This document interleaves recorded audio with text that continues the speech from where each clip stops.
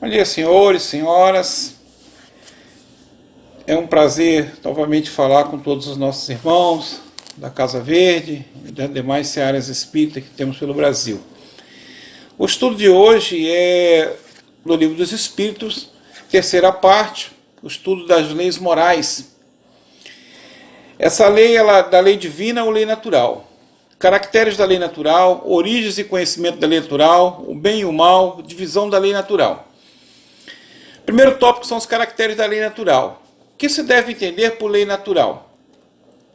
Os Espíritos respondem o seguinte: a lei natural é a lei de Deus, é a única e verdadeira para a felicidade do homem. Indica-lhe o que deve fazer ou deixar de fazer, e ele só é infeliz quando dela se afasta. Ou seja, essa lei é a lei primordial da doutrina dos Espíritos, da obra do Pai para conosco. Quando nós nos afastamos dela, nós caímos nos erros da carne. Então essa lei é uma das principais da obra do Pai para conosco. Na questão 615, Kardec continua perguntando: é eterna a lei de Deus? Ela é eterna e imutável como o próprio Deus, é o que diz os Espíritos. Então nós não vamos escapar de ter que cumprir esta lei natural, já que ela é eterna e ela não muda, né? Os seus caracteres são específicos para nós. Então temos que nos adequar a esta lei para podermos crescer em relação àquilo que almejamos para novas moradas na casa do Pai. Na questão 616, Kardec pergunta o seguinte: será possível que Deus, em certa época, haja prescrito aos homens o que noutra época lhes proibiu? Aqui Kardec está fazendo uma interpretação, está questionando os espíritos se Deus mudou de acordo com o avanço da humanidade, se as leis de Deus mudaram, se houve modificação nas leis naturais, principalmente. Os espíritos respondem assim: Deus não se engana, os homens é que são obrigados a modificar suas leis, portanto não é as leis de Deus que são mudadas, são as nossas leis que mudam, para nos adequarmos ao progresso da humanidade e também ao nosso crescimento moral. Por imperfeitas, as leis de Deus, essas são perfeitas. A harmonia que reina no universo material, como no universo moral, se funda em leis estabelecidas por Deus desde toda a eternidade, ou seja, desde a criação dos mundos, né? Não só o mundo terreno, mas outros mundos na casa do Pai. Essas leis são imutáveis, não sofrem mudança. E nós, né, que precisamos ir nos adequando tempos a tempo a essas leis, conforme nosso progresso moral. Na questão 617, ele pergunta o seguinte para os espíritos: as leis divinas, que é o que compreendem no seu âmbito, concernem alguma outra coisa que não somente ao procedimento moral? Os espíritos respondem o seguinte: todas as da natureza são leis divinas, pois que Deus é o autor de tudo. O sábio estuda as leis da matéria, o homem de bem estuda e pratica as da alma. Então aqui os espíritos estão deixando bem claro: as leis divinas, elas são as mais amplas, né? São as mais sensatas, né? E o homem, com o tempo, vai estudando, vai entendendo, vai compreendendo as leis materiais, mas ele só vai ter realmente o seu crescimento moral quando ele compreender e praticar as leis de Deus, as leis da alma, né? A essência da alma. É isso que a gente precisa. As leis humanas são importantes, mas as leis de Deus são essenciais. Nessa mesma questão, ele continua perguntando assim: dado é ao homem aprofundar umas e outras? Então ele está perguntando se para nós, para os homens, há necessidade, e ele dá essa necessidade de aprofundarmos nessas leis. Os espíritos respondem assim: mas uma única existência não lhe basta para isso. Então, portanto, não vai ser só numa vida, né, neste planeta e em outros planetas idênticos, ou melhorados, ou piorados do que o nosso, é que vamos compreender a essência dessas leis. Por isso a necessidade da reencarnação, de retornarmos quantas vezes forem necessárias ao palco de nossas lutas, de nossas batalhas, para a gente poder compreender realmente essa obra magnífica que é a obra do Pai. Os espíritos continuam respondendo essa questão e dizem assim: efetivamente, que são alguns anos para a aquisição de tudo o que se precisa ser. A fim de se considerar perfeito, embora apenas se tenha em conta a distância que vai do selvagem ao homem civilizado. Insuficiente seria, para tanto, a existência mais longa que se possa imaginar. Ainda com mais forte razão, o será quando curta, como é para a maior parte dos homens. Entre as leis divinas, umas regulam o movimento e as relações da matéria brutas, as leis físicas, cujo estudo pertence ao domínio da ciência. As outras dizem respeito especialmente ao homem, considerado em si mesmo e nas suas relações com Deus e com seus semelhantes. Contém as regras da vida do corpo, bem como as da vida da alma. São as leis morais. E essas, meus irmãos, é que nós precisamos aprender a respeitar. Essas regras morais é que vão nos levar a novos patamares, né? Na obra do Pai, em moradas melhores, melhores habitações do mundo espiritual. Quando assim retornarmos, né, deixarmos o corpo, que vamos deixar um dia mesmo, retornarmos a novas moradas, esse conhecimento das leis morais, e não só o conhecimento teórico, mas o conhecimento prático dessas leis morais, é que vai fazer com que a gente realmente tenha um aprendizado e tenha uma sequência melhor no mundo dos espíritos que nos aguarda após a morte da carne. Ok? Na questão 618, os espíritos, o Kardec pergunta aos espíritos o seguinte: são as mesmas para todos os mundos as leis divinas? Então está perguntando se para todos os mundos as leis divinas são as mesmas. Os espíritos respondem assim: a razão está a dizer que devem ser apropriadas à natureza de cada mundo e adequadas ao grau de progresso dos seres que as habitam. Então, elas não são as mesmas, podem ser parecidas, que depende do grau de evolução de cada planeta, de cada mundo habitável, né? A Terra precisa de leis mais rigorosas. Marte já tem outras leis, Plutão tem outras leis, digamos assim, como exemplos, né? Saturno, planetas que a gente conhece aí pelo estudo da ciência, fora aqueles que a gente não tem conhecimento, porque não nos é dado ainda saber. Então, a cada qual o que é necessário. As leis de Deus são apropriadas a cada mundo, cada um diferente do outro, com as suas necessidades, com as suas consequências. Os homens são diferentes, não são iguais. Portanto, as leis de Deus em mundos diferentes são leis diferentes. Ok? Um outro segundo tópico desse capítulo é o conhecimento da lei natural. Questão 619. A todos os homens facultou Deus os meios de conhecerem sua lei? Kardec está perguntando se Deus nos deu a mesma capacidade a todos, desde o nascimento. Ora, nós sabemos que nascemos simples e ignorantes, nascemos iguais. Às vezes o que diferencia é a questão dos valores morais e das questões financeiras, mas todos nascem iguais, simples e ignorantes. Então, quando ele pergunta que se Deus facultou os meios para todos, todos têm esses mesmos meios, todos têm a consciência de compreender essa lei. Os espíritos respondem assim: todos podem conhecê-la, mas nem todos as compreendem. Então, há uma diferença em conhecer e compreender. Nós vemos no mundo atual, teórico, pessoas doutoradas na teologia cristã, em todos os seus mais amplos conhecimentos, mas são conhecimentos teóricos. Isso é conhecer. Agora, compreender é mais além. Compreender exige um pouco mais de cada um de nós. Exige abrir o coração, exige amparar os que sofrem, exige pensar com a alma, né? Deixar um pouco a matéria, nos descarnalizarmos, até o Alci vai gostar desta frase, nos descarnalizarmos um pouco, né? E nos atermos mais às questões espirituais. Isso é o que o Cristo quer da gente, essa compreensão, né? E a prática dessas leis naturais, né? Porque conhecer todo mundo praticamente tem a oportunidade de conhecer, né? Desde a mais tenra idade, Todos nós somos chamados a conhecer as obras do Pai, seja na Igreja Católica, seja na Igreja Evangélica, seja nas denominações cristãs as mais variadas, seja no movimento judaico, movimento hinduísta, e por aí vai, o espírita, são quase que todas as famílias terrenas têm uma religiosidade. Então a gente é instado a compreender, não, a conhecer essas leis de Deus desde muito cedo. Sabemos o que é o bem, o que é o mal, o que podemos, o que não podemos fazer. Porém, a gente às vezes conhece, mas não compreende.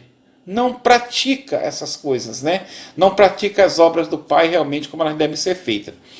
Então os Espíritos respondem, né? Todos podem conhecê-la, mas nem todos as compreendem. Os homens de bem e os que se decidem a investigá-la são os que melhor a compreendem. Todos, entretanto, a compreenderão um dia, porquanto forçoso é que o progresso se efetue. Embora, né, cada um a seu tempo, todos nós um dia vamos compreender de fato e de direito essas leis naturais. Vamos compreender e vamos praticar, independente do tempo que for necessário para que isso aconteça, porque as reencarnações são sucessivas, meus irmãos. Não adianta a gente pensar que vai escapar dessa compreensão maior, porque não vamos. Nós vamos ter que realmente entender essa lei, praticar essa lei, conhecer profundamente essa lei, abrir o coração e amparar aqueles que mais necessitam, porque aí nós vamos estar praticando a lei natural, praticando a justiça para com o próximo. Os Espíritos fazem ainda uma explicação dessa questão, eles fazem assim: a justiça das diversas encarnações do homem é uma consequência desse princípio, pois que em cada nova existência sua inteligência se acha mais desenvolvida e ele compreende melhor o que é o bem e o que é o mal. Se numa só existência tudo lhe devesse ficar ultimado, qual seria a sorte de tantos milhões de seres que morrem todos os dias no embrutecimento da selvageria ou nas trevas da ignorância, sem que deles tenha depreendido o que se instruíram? Então, aqui os Espíritos explicam, né, que a justiça das reencarnações está aí para nos provar, porque uns conseguem compreender e praticar a lei de Deus, a lei natural, numa só reencarnação. Mas a grande maioria da gente encarnada aqui nesse planeta, principalmente na Terra, a gente não consegue compreender isso com toda a plenitude que precisa numa só vida. Então o que acontece? A gente continua reencarnando, a gente continua estudando, a gente continua praticando, para um dia realmente entendermos e sermos capazes de habitar, né, as moradas celestiais com muito mais plena, muito mais justa do que aqui estamos atualmente. Para isso é preciso reencarnar, moçada, não tem jeito. Questão 620. Antes de se unir ao corpo, a alma compreende melhor a lei de Deus do que depois de encarnada? Está perguntando se quando a gente está lá no mundo espiritual, a gente compreende melhor essa lei antes de retornarmos ao mundo da carne. Os Espíritos respondem assim: compreende de acordo com o grau de perfeição que tem atingido e pela guarda e intuição quando unida ao corpo. Os maus instintos, porém, fazem ordinariamente que o homem a esqueça. Então, quando nós estamos na pátria espiritual, nós compreendemos muito bem, de acordo com o nosso grau de perfeição, essa lei maior. E quanto mais a gente tenha estudado no mundo espiritual, mais temos dela uma intuição mais clara, a gente guarda mais caracteres dessa lei ao reentrarmos na carne. Porém, meus irmãos, o problema é esse reentrar na carne, porque há aquele esquecimento necessário de nossas práticas passadas. E isso muitas vezes nos é muito complicado, porque às vezes a gente esquece realmente tudo aquilo que prometemos, né, tem esse esquecimento necessário, e não conseguimos praticar nem um átimo, um ínfimo daquilo que deveríamos praticar nessa nova jornada ao reentrar na carne. Então a gente tem que ter muita consciência disso, né, de que esse esquecimento ele é providencial, ele é necessário, mas que a espiritualidade maior, nossos mentores, estão sempre conosco, nos orientando de olhe, abra seus olhos, olha o que você prometeu, cuidado com suas ações. Então nós estamos sempre sendo orientados, mas às vezes a gente não consegue perceber essas orientações do mundo espiritual e acabamos errando. Mas isso é normal, é natural aqui no mundo físico. Mas nós temos plena certeza que numa próxima jornada a gente vai acertar um pouco mais, ok? Na questão 621, Kardec pergunta assim: onde está escrita a lei de Deus? Ora, não está no caderno, não está no tablet, não está no celular, não está nas tábuas de Moisés. Essa lei de Deus, ela está onde, meus irmãos? Na nossa consciência. Todos nós temos consciência das leis divinas.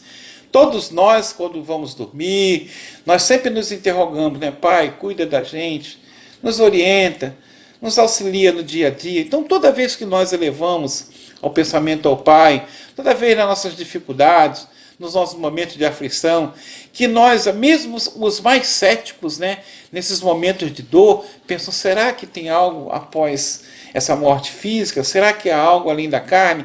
Então, quando nós pensamos assim, é porque nós temos consciência da lei de Deus. Nós temos consciência de que há algo muito maior do que aquilo que a gente visualiza na carne.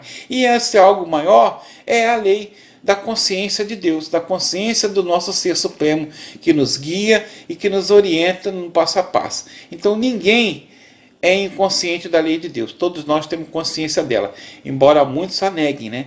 A neguem momentaneamente, mas chegará o tempo em que vão defendê-la com unhas e dentes.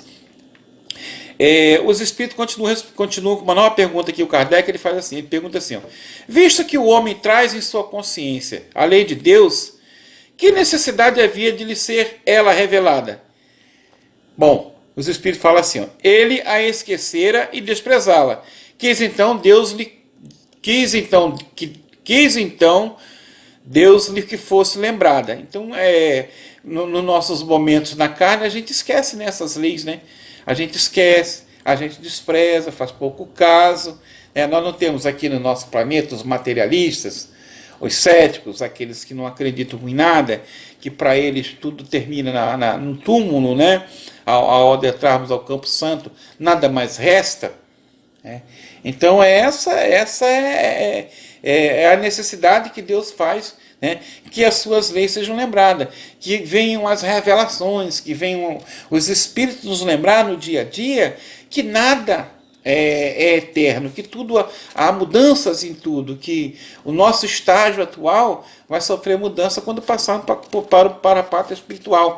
Saímos do corpo, reentramos no mundo espiritual. Quando estamos no mundo espiritual, depois dos estudos, depois da preparação para a reencarnação, fazemos o contrário. Saímos da pátria do espírito, reentramos no corpo. Isso é natural, é normal e acontece sempre com todos nós, seres humanos, ainda em evolução. Na questão 622, ele pergunta o seguinte: confiou Deus a certos homens a missão de revelarem a sua lei? Está perguntando se Deus deu a alguns homens, né, essa missão de revelar a sua lei. É óbvio que assim é que acontece, né? Nós não temos aqueles espíritos altamente instruídos aqui na Terra, não temos homens de bem que vieram pregar o amor, pregar a paz, pregar a caridade. Dentro da doutrina dos Espíritos nós estamos cheios de exemplos, né? Nós temos aí Chico Xavier, nós temos Dival, nós temos Haroldo Dutra, nós temos dentro do campo religioso católico Irmã Dulce, Madre Teresa, lá no hinduísmo temos Gandhi, e grandes vultos da humanidade, né? Que foram pessoas do bem, que chegaram aqui, só praticaram o amor, praticaram a bondade, praticaram a caridade.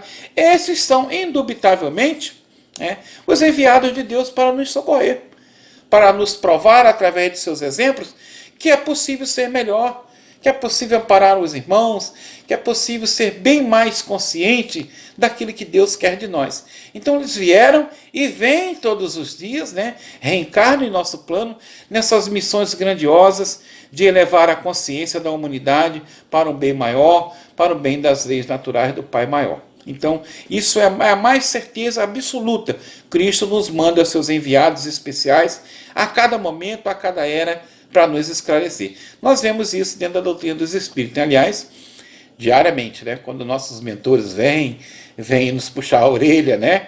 Vêm nos trazer os recados da espiritualidade e diz que nós precisamos seguir o caminho do bem. Além dos espíritos, nós temos aqui os encarnados também com essas missões, né? Missões plenas de conforto para a humanidade. Chico é um grande exemplo disso. Chico Xavier é o nosso Chico. Questão 623. Os que hão pretendido instruir os homens na lei de Deus, não se têm enganado algumas vezes, fazendo-os transviar-se por meio de falsos princípios? Então, ele está perguntando aqui, está fazendo uma alusão, na realidade, aos falsos profetas, né? Aqueles que vêm com uma missão, mas durante o caminho desviam-se. Vamos ver o que os espíritos falam. Certamente, hão dado causa a que os homens se transviassem àqueles que não eram inspirados por Deus, e que, por ambição, tomaram sobre si um encargo que lhes não era cometido. Todavia, como eram, afinal, homens de gênio, mesmo entre os erros que ensinaram, grandes verdades muitas vezes se encontram. Às vezes também nem tudo é perdido desses falsos, né? Falsos cristãos, falsos profetas, gênios fabulosos, né? Às vezes vocês estão pensando que estão fazendo somente o mal, mas às vezes estão sendo usados pelo Pai na sua obra grandiosa. Mesmo no mal, tem algo de bom. É isso que os Espíritos estão nos dizendo. Correto? Questão 624. Qual o caráter do verdadeiro profeta? Essa é boa, hein? Qual o caráter do verdadeiro profeta? O que nós mais vemos por aí pelo mundo são os profetas, né? Os pregadores da obra e da palavra do Pai. Então, qual o caráter verdadeiro dessas pessoas? Os Espíritos falam assim, ó, meus irmãos.